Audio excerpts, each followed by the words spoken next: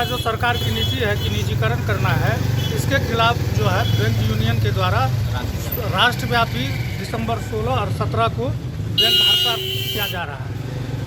ये सरकार के द्वारा जो निजीकरण की नीति है, चाहे वो पब्लिक सेक्टर हो, रेलवेज हो या और कोई अन्य संस्थान हो, इसलिए बैंक का जो है भोजपुरिया खबरी बिहार झारखंड की ताज़ा खबर में स्वागत बा। देखी आज की ताज़ा खबर आ रहल बा, जहां निजीकरण के विरोध में बैंक कर्मी 2 दिवसीय हड़ताल पर चल गिलन।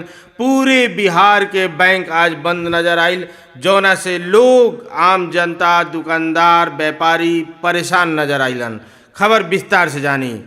सरकार के द्वारा सरकारी बैंक के निजीकरण करे के प्रक्रिया के विरोध में बैंक कर्मी जौन बाड़न 2 दिवसीय हड़ताल किलन।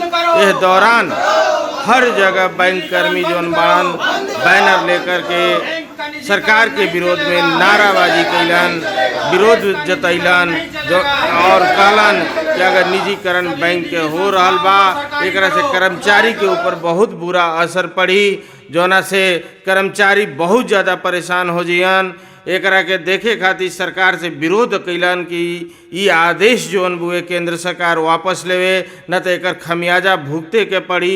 वही बैंक कर्मी परेशान होकर के कहलन कि सरकारी योजनाओं के लाभ सरकारी बैंक के माध्यम से जौन मिलता, एकरा में भी आम जनता के परेशानी हो जाई और आम जनता भी आज बैंक बंद होइला से काफ़ी परेशान नजर अलन। खबर देखी भोजपुरिया खबरी बिहार झारखंड में विस्तार से का कहलन यूनियन के लोग, का कहलन बैंक कर्मी। बस एगो निहोरा बा कि चैनल के सब्सक्राइब करी, लाइक करी, ज़्यादा से ज़्यादा शेयर। दिसंबर को, क्योंकि ये जो हमारे देश का मतलब प्राइवेटाइजेशन की नीति किया है कि मतलब प्राइवेट करेंगे, सभी जनता को परेशानी होगा। जितना हम लोग को परेशानी कम नहीं, जनता को ज़्यादा परेशानी होगी।